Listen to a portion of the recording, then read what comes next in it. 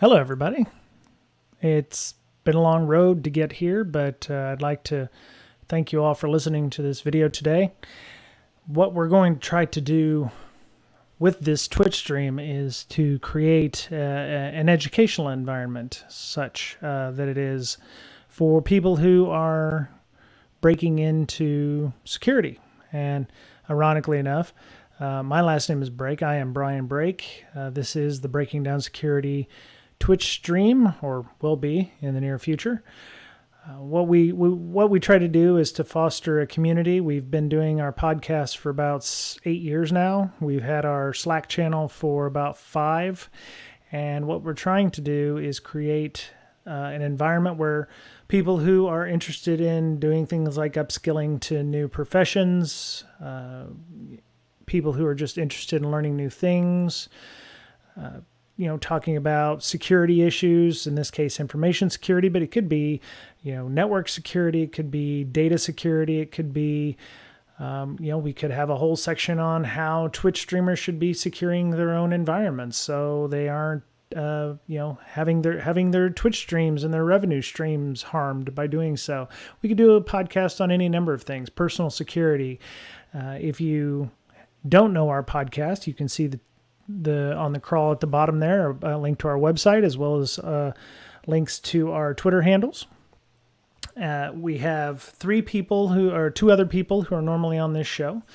Myself, I'm the primary host. I usually do all the AV and I do all the Twitch stream. And as you've seen, it's been I don't know if you've been watching or seeing the channel, but a lot of stops and starts and restarts. So we have Amanda Berlin.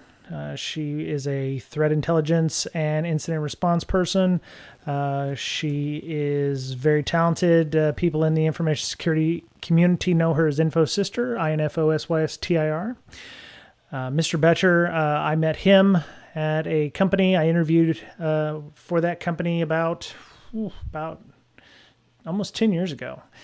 And he brought me on. I was in the middle of my career, so we worked on payment card systems and protecting people who worked with, EBT systems. We worked with EBT systems, protecting people who are on financial assistance, Medicare, Medicaid, Social Security. We were dispersing, the systems we managed and secured dispersed billions of dollars a month in payment card processing. So, we started, Mr. Betcher and I started the podcast with the idea that we wanted to create a body of a body of knowledge, a way to advertise ourselves to get better jobs and, show what we do in the industry and kind of, it started out being more like a lessons learned thing. So, we'd have a discussion with a developer who would try to tell us about base 64 encryption or, trying to tell a developer, about web proxy interception, for instance, and showing them what Burp Suite was. And, their eyes would open and they go, oh my God, I didn't know that you could, intercept web requests. Of course, this was 2014-ish, or actually 2010.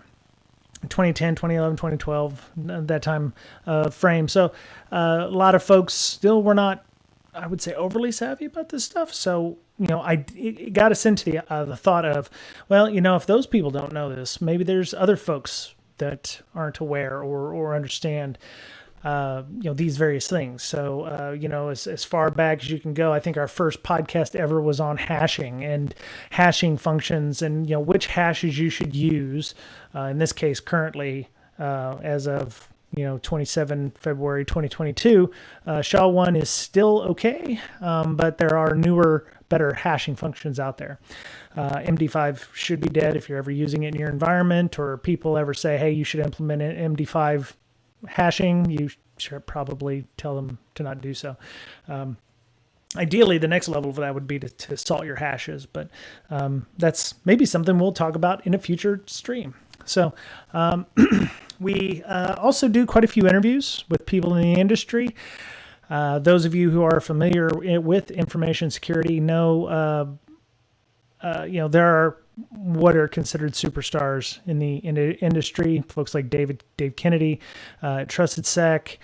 You might have Hacks for Pancakes on Twitter, Leslie Carhart. There's Katie Nichols. There's a bunch of folks out there that are considered.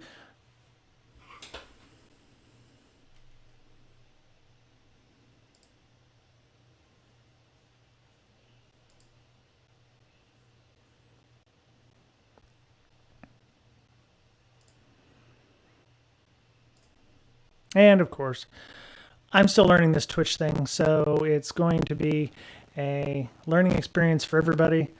I hope this audio is coming through. We're going to pull the curtain back a lot. There's going to be a lot of talking with folks about security. We're going to have issues that run up against this. I don't know if you can hear my laptop, but it is sounding like a jet engine right now to me. So we have people in the industry who, if you ask them to do something, yeah, they'll do it, and they're awesome people. But there are a lot of folks are what I would consider rank and file Infosec people. They go to work, they pay their bills, they work in organizations, and they do their jobs. And there's a lot of folks out there that do things like they aren't aware of the greater Infosec community. A lot of it is on Twitter, of course, but a lot of people don't know that there's a podcast. I mean, I still get people who tell me, "Oh, I didn't know that podcasts existed." And I'm trying to find my CISSP or CPEs, or it's really hard to find content that is applicable to myself and my job. And information security is such a broad and varied world in this case, and it's a mile wide and an inch deep, as people like to say. And I started out in doing IT and vulnerability management and patching, and moved up into doing some light pen testing, some web application pen testing. Thank you if you're here and you're viewing this. I do appreciate you coming and listening. I hope I know you. Please feel free to put something in the chat. So the idea of the podcast and the idea of the Twitch stream is to educate people. It's to do things like maybe networking opportunities. In addition to the podcast, we have a nonprofit education foundation called the Infosec Education Foundation. We create educational opportunities through scholarships, vouchers for certifications, and sponsoring of organizations and conferences. So we've given money to ShmooCon, we've given money to Black Girls Hack, the Diana Initiative, and given out vouchers for CISP, CEH, Security Plus certifications, just to try to help folks that may not have the opportunities that I had when I was coming in to get a leg up.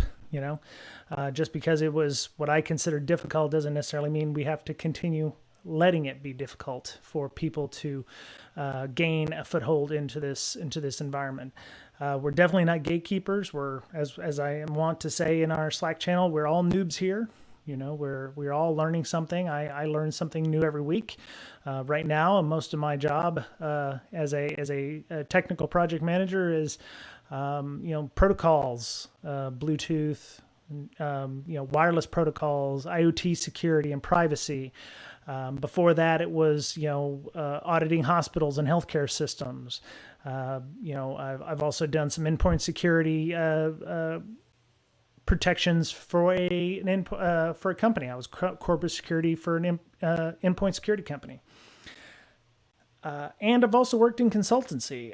So I've been in all facets of the relationship. I've been the consultancy who comes in and does the pen test. I've been the PM on that. I've been the company that asks for a pen test. And at the time that happened, I didn't know what we were to get. And I've learned a lot working at the consultancy about what the consultancy should have tried to help teach the company that's asking for the pen test. But I've also been a third party telling another vendor, hey, you need to get a pen test. And this is not a good pen test, or you paid $50,000 for somebody to run an ESSA scan and put a fancy logo on it. So I've seen a lot in my 20 plus years. Miss Berlin, she's a few years younger than myself, but she's definitely done a lot in her realm. She, works for Blumera Security, which is a SaaS platform that does monitoring and incident response and threat intelligence for companies based out of Ohio, Michigan, I believe. Anyway, she does a lot of things on the side too. She has an organization called Hackers Health, Mental Health Hackers, which is Hackers Health on Twitter, that create awareness for mental health issues in the information security community specifically. She often goes to conferences and has workshops and a village, and does speaker tracks talking about various mental health issues, and creates a nice chill environment for folks if they ever find themselves overwhelmed during conferences and just need a place to get out of the din of conferences. Mr. Betcher, of course, the third cog in our wheel and the co-founder of the podcast, is the sole developer of a software program called LogMD, and it is a Windows tool that allows Windows systems to set up their logging properly. A default Windows machine does not set up its logging correctly, and unless you actually know what you're doing, you don't get very good telemetry. So the idea of his program that he's created with Michael Goff, Hacker Hurricane on Twitter, is to configure that and make it easier for you. And there's some other things. It's free to use. It's a freemium model. There's a free product, and you can buy it if you want to. I will mention it from time to time on the show. Maybe we'll do a demo here on Twitch so that everybody can see and look. Oh, I have 2 viewers now. Interesting. Okay, that's 200% better than I was doing 12 minutes ago. So that's awesome. So we have seen a lot in our industry. We've seen a lot. Just working with various people and various companies. And so, I have a little thing here. Let me see, Twitch. So this is a loose idea of how we do our show notes, and a little background why we're here. Of course, we're here to educate people and to try to make the world a better place, a more secure place, if you will. What you should expect? Well, you should expect a lot of mistakes, especially just starting out, because I am a 42, almost 43-year-old white dude who has envied everybody who streams on Twitch so much, and I just don't have the time to play all the games. So I enjoy playing RPGs and travel. Of course, the pandemic kind of put the kibosh on the travel for the last couple of years, but hopefully that'll fix itself. We did manage to take a short European trip last year between Omicron and Delta, so that was nice. We did Rome and Paris, but U.S. Navy veteran. I was an aerographer's mate in the Navy for 7 years, which is, for those of you who are not aware of what an aerographer's mate is, a weather observer.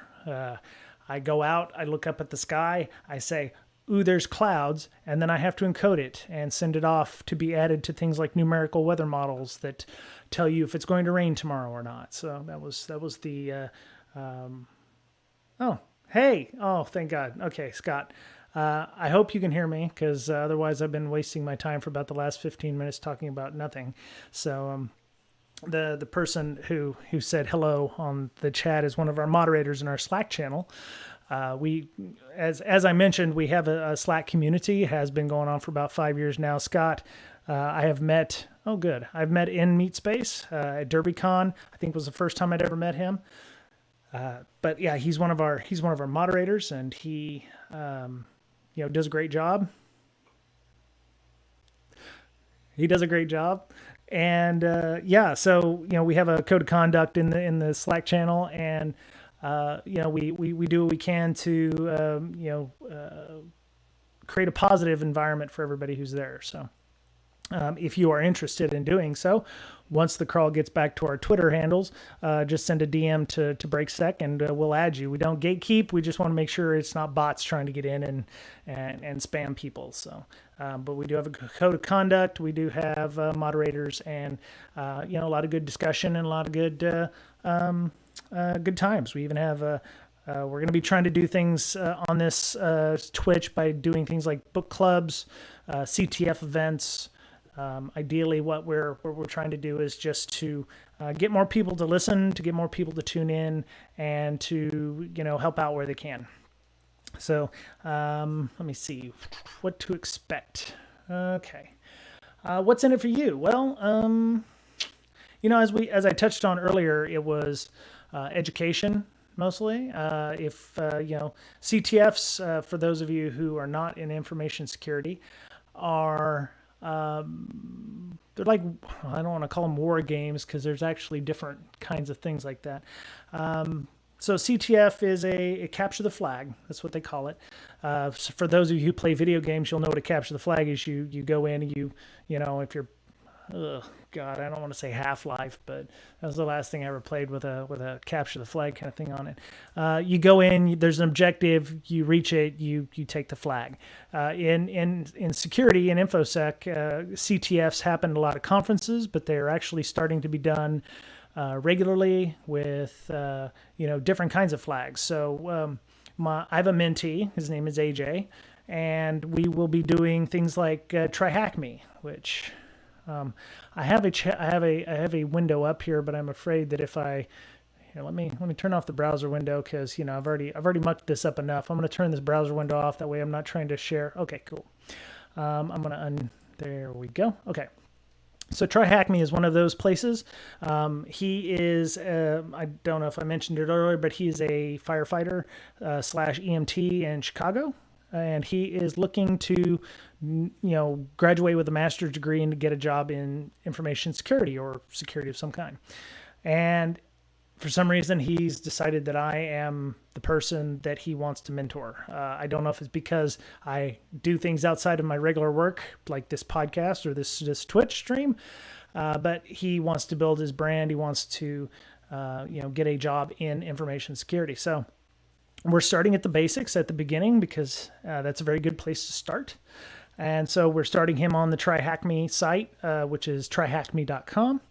And if you go there, there's various things you can do to get schooled up on things. So I'm starting him on the junior pen tester area. So we've already gone through the pen tester path. So, I'm going back through this because I feel like if I don't do it, then I'm, not doing my job as a mentor. So I'm going back and learning things, which I've actually learned some stuff today, even being as a junior pen tester, understanding how the debugger works on JavaScript. So, you go Control-Shift-I, go into the developer tools, and there's certain things that you can do in here, like modify CSS if there's a paywall. So there's some instructions on this on the TryHackMe on going through an application, walking through an application, using standard methodologies for pen testing, and ideally I want to build a foundation for him.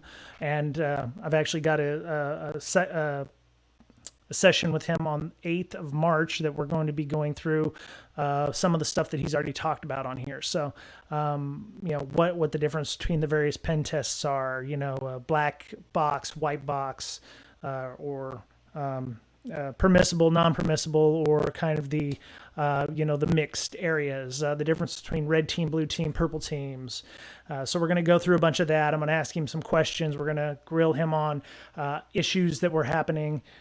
Scott, you missed it. Mr. Betcher was actually here for a few minutes, but he ended up leaving because I couldn't figure out how to get the audio to working. But anyway, so yeah, we're gonna go through that. Ultimately, the goal for him is to get a yeah, womp womp, exactly. The idea is to get him a job in information security. So I am leaning on some of my network that I have built over 20 years of experience here in the information security community. We are, going to be talking with some of the Black Girls Hack folks, which is a nonprofit trying to help underrepresented groups get opportunities in information security. If you are from Black Girls Hack, welcome. Glad you're able to join us. We're going to be, going through the TryHackMe stuff. So if that's something that interests you, and me and AJ are doing a session, and you want to follow along with us and ask questions in the chat, we will definitely accommodate as much as we can. There's obviously you can join our Slack, but we have multiple outlets for this. So far, I've not monetized this stream. I don't see myself monetizing it anytime soon. It could very well be that. I don't see a need yet, but I'm sure people will want to throw money at us.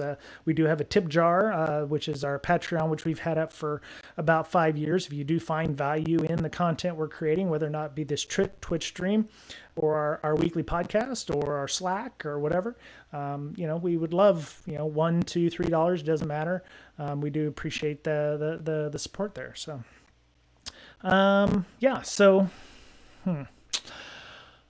let's see. Let's go back to our Twitch here. How can you help? Just getting the word out. If this is something that interests you, and you know people that are also interested in doing information security or security topics, or maybe you're not in security, maybe you're doing compliance, or maybe you're doing governance, regulatory, and compliance, GRC related items, or maybe you're an incident response person, or maybe you're doing threat intelligence or threat modeling, or maybe you're a security PM like me.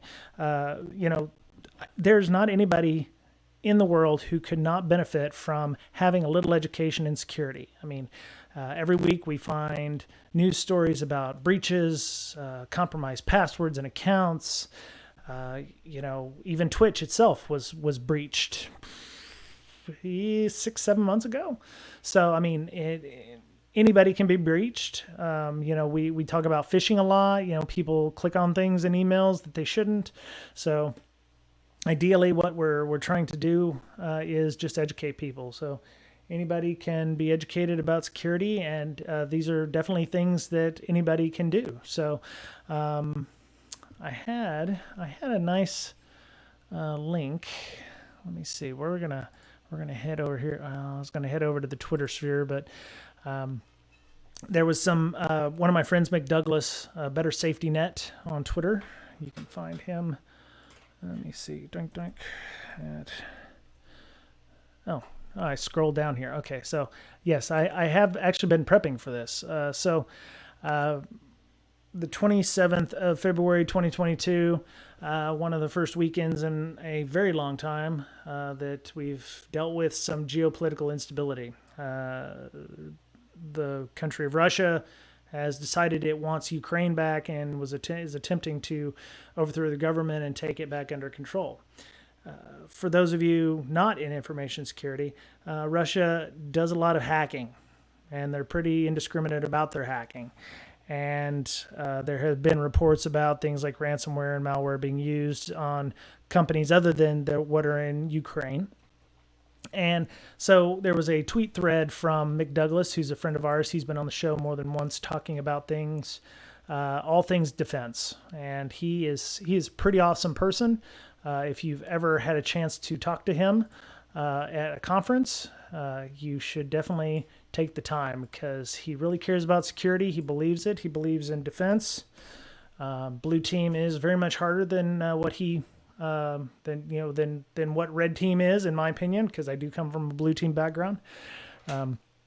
So he has he put out a Twitter thread earlier this week about some things that you can do, 6 things that you can do, setting up controls, common mistakes people make. So there's a lot of information there. So one of the things that he had mentioned on our last visit on the show was fixing your ingress, any traffic that you've got coming into your network. You also need to monitor the traffic that's going out of your network, the egress network. A lot of connections that are made from outside the network, need to be able to leave, and if they're created by a server or an asset, you can monitor that traffic coming in and out. And if it's going to certain places, certain command and control locations, those can be monitored, and you can block those. And a lot of times, just having that information and having that telemetry is very helpful. Let me see. This was the wrong thread, of course. See, as you can see, it's usually, I usually do a little better with this, but so the one thing you have to remember is that you have to know what makes sense for your organization when doing defense. There's going to be a lot of companies out there that are hearing about hacks from other countries, not necessarily Russia, that they think that they need to throw technology at it. And there's a lot of people. That's right. Everyone is a legitimate target except Russians. Thank you, Scott. I should have given you the Zoom link. You could have joined me on here, but yeah. So the important thing is to know that anybody can be a target. As I was thinking about this the other day, sometimes, and as we, the boogeyman story for the longest time was the Target hack. When Target was breached, I think, what was that, 2013, 2014, something around there. The end goal was, well, I don't know what it was, but the way they got in was not through Target's networks. It was actually through a third party. I believe it was an HVAC vendor who had access to some of the systems inside the computer network. And you might think, well, our company doesn't do anything, that is important. Why would they want to hack us? A lot of times you're not the one that they want to hack. You're not the end point. You're just a stepping stone, You may not do work with, you may not be, creating rockets or, state secrets or, working, as a defense contractor, but you may, I don't know, you may be the HVAC vendor for the Lockheed Martin office in, San Diego or whatever. You are a stepping stone to the end point. You are a stepping stone to the goal in this case. So you're going to hear a lot of people who are going to want to put in technology because they've heard about it. They've seen it, everybody's talking about putting in 2FA. Depending on who you talk to in our Slack channel, it's not easy, and it's one of those technologies you can do either really, really right or really, really wrong. There's no like halfway in this, and implementing this stuff, you're going to have to get people into the mindset of wanting to use this. You're going to have resistance and people who are not going to want to use this because it messes up my day, or we use this account to log in non-interactively and it uses a very simple password, or we use API keys and that screws up things with authentication. There's any number of things. You give me an excuse and I've heard it to pretty much. So for you blue teamers out there, that's one thing you have to think about. It's like, yes, let's go get 2FA, but there's going to be pockets of resistance even in your own company who are not going to want to do it. There's going to be people that are say, well, why are we using this vendor instead of this vendor? Or, why can't we just use SMS two-factor authentication? Or, why can't we just use all OAuth flows or something like that instead? I can just, use an OAuth flow from my email address or whatever. So there's a number of ways to do these things, and each of them have their trade-offs. And, ultimately it's going to take time to get those solutions in place. It's going to get time to get that money. A lot of these security companies are being inundated because, depending on who you talk to, we're in the midst of full-scale cyber war. It's open season and people are just going to hack all the things and pwn all the things. So you can't expect to, have Duo come in tomorrow and set up your systems. Not only that, it takes time to get that stuff set up and established and, integrated with your existing systems. And, what you need to do is take stock of what you have now, what you're lacking. There's a lot of things like the CIS top 20 controls that you can use. We might actually go through that again at some point in the future, because I think they've changed in the last few years. We did a podcast on them back in 2014, 2015, I think, when they were still the SANS top 20 controls, which is an educational institution. But yeah, so just taking stock of what you have in your environment, will help you out. There's going to be a lot of software and hardware and assets that you're not necessarily certain that should still be there. So one of the things you need to start looking at, I don't want to call it asset inventory because it's not sexy, but you need to take stock of what you have in your environment in terms of software and hardware.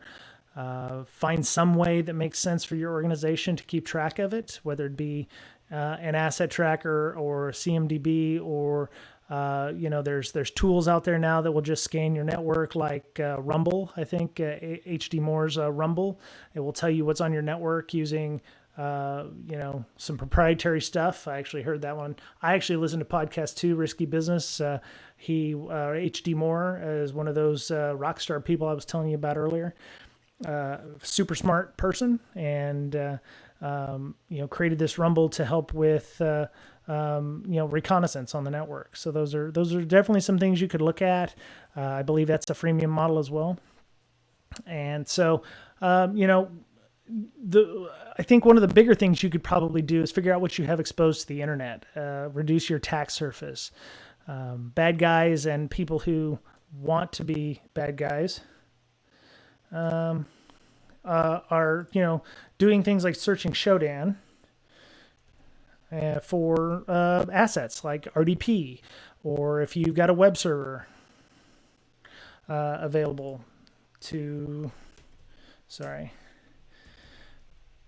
we're about to have a third person join us. I don't know who the other person is. Scott's on there, but so reducing your footprint when people go to search the internet on your exposed IP addresses. If you've got RDP exposed, I don't know why you would have RDP exposed in this day and age, but I still hear people on our Slack channel say, yeah, we still have some of that because of X, or we don't, it's legacy software, it's legacy technology that, the COO still needs it to be able to, make sure that the nuclear control rods are still functioning. I don't know what it is, but they always have an excuse of why that is exposed to the internet, and it will often bite them in the ass because this is probably running on some old ass server that is not regularly patched. But one of the things that I think you could probably do is reduce your attack surface from the internet so that people can't, do things like get into your RDP and then, laterally move into your environment.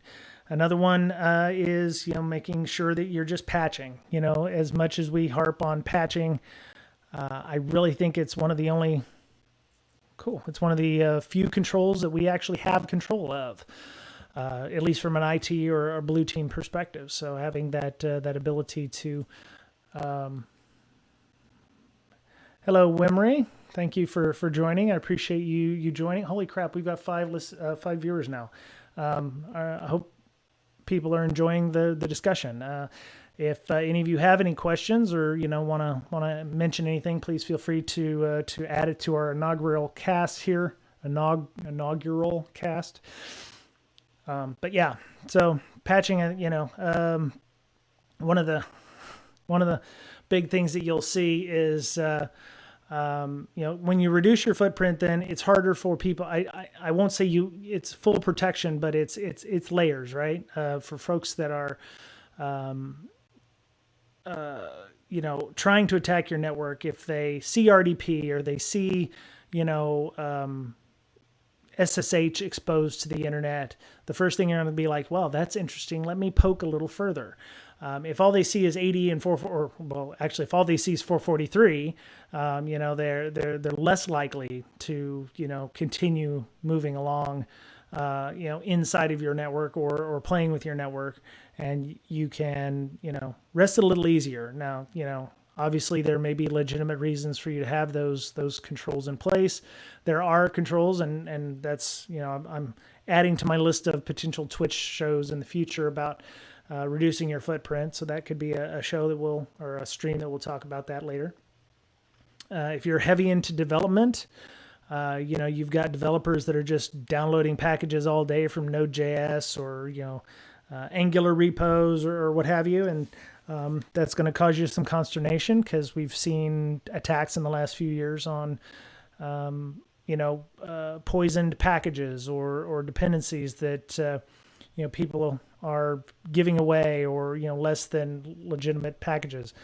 So what there are companies like Sync that will help you track your dependencies. I think that's going to become, if it hasn't already, will become more important as we continue down this distributed line of development, where people can just pull in packages from wherever, especially if the packages there's no vetting on them. One of the recent things that I've come up against is being able to create a root of trust for people and for third parties to be able to say, yes, we built this, it's built correctly, we're going to give it to you, and nobody has tampered with it outside of people who work for our company. One of the things that I've run up against in the last few years is people are just downloading things and using it without thinking, and that doesn't fly in a lot of industries, especially ones where they don't get a lot of patches, or the software, the hardware that's being used on doesn't get updated very often. Like ICS or SCADA, or some IoT devices, which once they ship never receive updates. So knowing where your packages are, if they're trusted, if they're updated on a regular basis, is important. So I'm just trying to keep this fairly light this time, because I'm talking to myself. Normally I have Miss Berlin, Mr. Betcher to kind of riff off of, or a guest. So you'll forgive me. I am a TPM working for a company that you know about, and a lot of my problems have been magnified recently. I have seen in the last year pretty much the culmination of 20 years of stuff in 1 year. Anything that I've run up against in my previous 20 years, I have run up against at least once at my current position, and I'm going on 1 year this week of working here. So just one of those things, working in a big, complicated environment. One time you're working with PCI requirements. Next is classifying information correctly. The next one is doing some threat modeling of systems, working with developers that don't actually know what's going on outside of this area. What's happening here, what's happening here. We don't know. We just deal with our little part of the river, if you will. So having threat models that, incorporate all of those things.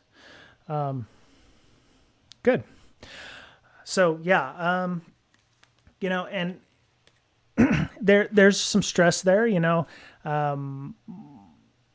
but the whole idea is, and I want to, maybe stop rambling so much, but the point is, we're here. This is what our Twitch stream is going to be about. It's going to be about educating people. You're going to be, 1 week you may come in and we'll be popping shells on a box using Metasploit. The next week we'll be talking about PCI controls and CIS top 20, and third week we may be talking about automation in your CI/CD pipelines. There really is no limit to security. We always try to bring in things dealing with security, I think that's a good start. I do want to do this semi-regularly, only because I'm trying to game the Twitch system, where it says, "Oh, are you twitching every day? Are you doing it for X number of days? Did you have so many people joining you, etc." We had 5 people for a few minutes, so that was kind of nice. I don't know if we actually had people talking, but that's fine. We'll figure it out eventually. But as I've done with the podcast, as I've done with our meetup that we have, virtual meetup. So I run a local meetup here in the Seattle area. I'm based out of Seattle in a little town called Snoqualmie. Our only claim to fame is a waterfall. Weird. Okay. And so about 2015, I started a meetup with a friend of mine. She moved away. Her name was Megan Wu, and so we did SEASEC East. And what it was a bunch of people get together. We go to a restaurant in the local area, whether it be Bellevue, Renton. For those of you not in Seattle, that doesn't make any sense to you. But we would just go to a restaurant. A bunch of people would get together and talk. Shoot the breeze, have some dinner, have some beverages, and just talk about security and network. And it got very big, and then COVID happened.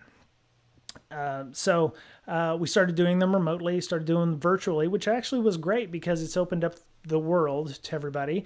I was already doing the podcast with Miss Berlin and Mr. Betcher remotely anyway, because Miss Berlin's in Ohio, Mr. Betcher's outside of Austin, Texas. So it was a fairly easy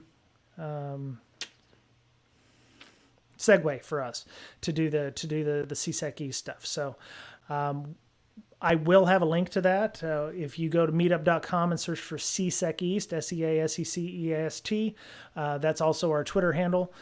We have one actually coming up this week on the 2nd of March. If you'd like to come, we do a virtual meetup. Eventually, I would like to actually do that on the Twitch thing and invite people both to the Zoom, which I'm using right now to help record this, but also to record, invite more people all over the world. So, because that's what we're trying to do. We're just trying to raise awareness and networking, what have you. So, let me think.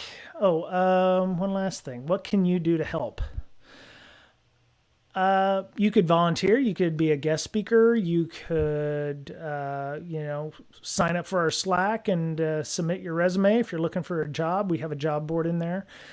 We are looking for, we have people who are available like Wimmery and Scott here who are on the call, on the stream to do resume reviews. We have a career advice channel. We have a number of channels dedicated to logging and forensics and threat intelligence. We have a blue team and red team channel. We also have what we call Hallway Con, which is our general chat where you can just come in, be civil to one another and talk about your day. So we have a lot going on. We hope that you will watch this and are somewhat intrigued. We're not polished by any way, shape, or form. We've been doing the podcast for about 8 years now, and I would say every week I still wonder how I'm going to screw something up. So, if you're looking for production values, they'll be slow in coming. I'm going to be working with Wimmery, who's on our chat right now, and she was the one who kind of inspired me to start doing the stream because she's doing some training for us. Actually, she does training on her own channel, which is twitch.tv/Wimmery. And I post it up into our YouTube channel, the BrakeSec YouTube channel, which is probably what I'll do to something like this as well every week. I actually learned how to do video editing and audio editing of the podcast over a few years. So, trying to education is my life. So I enjoy doing it. All right. Well, that is it for the inaugural BrakeSec Twitch, and I'd like to thank Wimmery and Scott for helping out. What Scott, in the Midwest we call those MBA, Masters of Beer Appreciation. Okay. We call them get-togethers. I thought in the Midwest. You're a little far east of Midwest to actually be Midwest, but I digress. Anyway. Hope everybody's enjoyed this stream. I'll be on. What I'd like to do is maybe do some, quick audio, maybe some news stories every, 1 or 2 days. Nothing fancy, 15, 20 minutes. If you could make it, great. If you can't, that's fine. You can watch it on VOD if you'd like. And, so the sign off I give on the podcast is the same one that I'm going to give here. I want you to, take care of yourself, be kind to one another, considering the week that we've just had and probably the next week, it's going to be even harder to do so. We do stand in support of Ukraine. Hope they stay safe and have their families be safe and that they keep fighting and don't give up. And Hopefully we'll get out of this soon with as little bloodshed as possible. But yeah, take care of yourselves. As we're fond to say, because you're the only you have. And we'll talk to you again soon.